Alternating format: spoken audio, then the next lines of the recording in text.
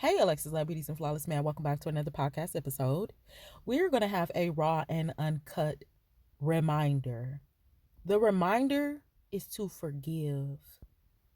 Forgive. Forgive all people. You are a person. Forgive yourself. Forgive your mother. Forgive your father. Forgive your grandparents. Forgive your great parents. Forgive your ancestors. Forgive. Forgive your friends. Forgive your relationships. Forgive your coworkers. Forgive. Forgive your children. Forgive the animals. Forgive. Forgive them, for they know not what they do. Even if objects in the mirror are closer than they appear to be, and it looks like wholeheartedly they know what they doing, and sometimes they might do, it doesn't matter. Forgive them. Hear this coming from someone that despised forgiveness. I actually asked God, why did you, that nobody need to do all of that. You already did it. I'm talking about almost 30 years. That was the last thing I wanted. God could get me to say and do anything else, but forgiveness, I held that at the core of my soul. But now I don't think like that. I'm forgiving somebody for not saying excuse me in a grocery store. I'm forgiving somebody for pronouncing forgive.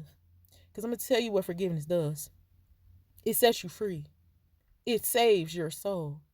Alexus Love Beauties and Flawless Man, throughout this podcast, I tag some other forgiveness podcasts that we already done.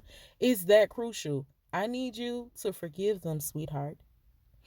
Seek not vengeance. Vengeance is the Lord. When you forgive someone, that pain, it doesn't hurt anymore.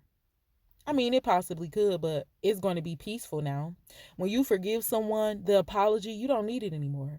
It's all settled. When you forgive, you have now turned over your enemies unto the Lord, and the Lord, it's that's his business.